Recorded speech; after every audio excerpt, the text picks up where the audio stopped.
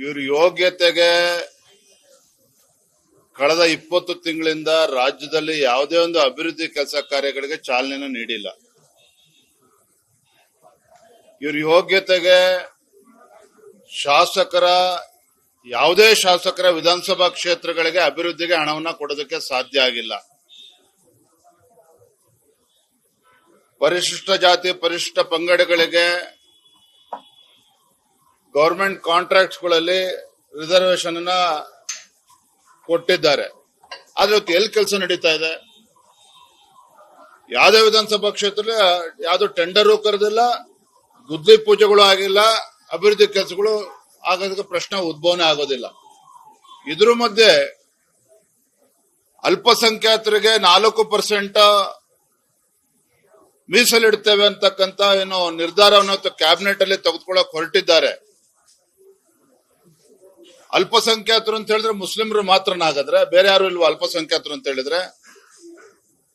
ಈ ಕಾಂಗ್ರೆಸ್ ಸರ್ಕಾರದ ಅಲ್ಪಸಂಖ್ಯಾತ ತುಷ್ಟೀಕರಣದ ನೀತಿಗಳು ಇವತ್ತು ರಾಜ್ಯದಲ್ಲಿ ಇವತ್ತು ಬೆಂಕಿ ಎತ್ತಕ್ಕಂತ ಕೆಲಸ ಮಾಡೋದಕ್ಕೆ ಹೊರಟಿದ್ದಾರೆ. ಇವರು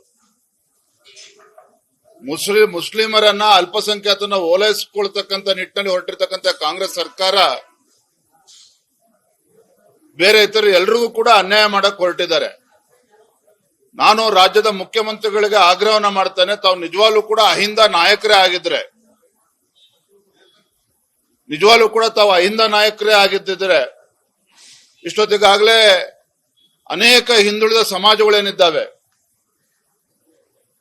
ಆ ಸಮುದಾಯಗಳಿಗೆ ಇವತ್ತು ಆರ್ಥಿಕ ಶಕ್ತಿಯನ್ನು ನೀಡಿ ಗುಡಿ ಕೈಗಾರಿಕೆಗಳನ್ನ ಪ್ರೋತ್ಸಾಹ ಕೊಡ್ತಕ್ಕಂಥ ನಿಟ್ಟಿನಲ್ಲಿ ಕೈ ಜೋಡಿಸಬೇಕಾಗಿತ್ತು. ಮಡಿವಾಳರಿದ್ದಾರೆ, ಸವಿತಾ ಸಮಾಜ ಇದೆ, ಬೇರೆ ಬೇರೆ ಕಾಯಕ ಸಮುದಾಯಗಳು, ಅನೇಕ ಸಮುದಾಯಗಳು ಇವತ್ತು ನಮ್ಮ ನಾಡಿನಲ್ಲಿದೆ. ಆ ಕಾಯಕ ಸಮುದಾಯಗಳಿಗೆ ಆರ್ಥಿಕ ಶಕ್ತಿಯನ್ನ ಕೊಟ್ಟು ಅವರಿಗೆ ಮುಂದೆ ತರ್ತಕ್ಕಂಥ ಕೆಲಸ ಸಿದ್ದರಾಮಯ್ಯ ನೇತೃತ್ವದ ಕಾಂಗ್ರೆಸ್ ಸರ್ಕಾರದಲ್ಲಿ ಮಾಡೋದಕ್ಕೆ ಸಾಧ್ಯ ಆಗ್ತಾ ಇಲ್ಲ. ಅದರ ಬದಲಿಗೆ ಈಗ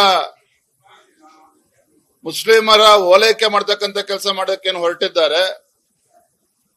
ಜನನೇ ಅವರಿಗೆ ತಕ್ಕ ಪಾಠನ ಕಲಿಸ್ಬೇಕಾಗ್ತದೆ. ಯಾಕಂದ್ರೆ ಇವ್ರು ಬಂಡ್ರಿದ್ದಾರೆ, ದಪ್ಪ ಚರ್ಮ ಬೆಳೆಸ್ಕೊಂಡಿದ್ದಾರೆ. ಇವರು ವಿರೋಧ ಪಕ್ಷದವ್ರು ಏನೇ ಹೇಳಿದ್ರು ಕೂಡ ಇವ್ರಿಗೆ ನಾಟೋದಿಲ್ಲ. ಹಾಗಾಗಿ ಅಧಿವೇಶನ ಸಂದರ್ಭದಲ್ಲಿ ಈ ರೀತಿ ಒಂದು ನಿರ್ಧಾರವನ್ನ ತಗೊಳ್ಳೋದಕ್ಕೆ ಕೈ ಹಾಕ್ತಾ ಇದ್ದಾರೆ. ಇದು ಸದನದಲ್ಲಿ ನಾವು ಪ್ರಶ್ನೆ ಮಾಡ್ತೇವೆ.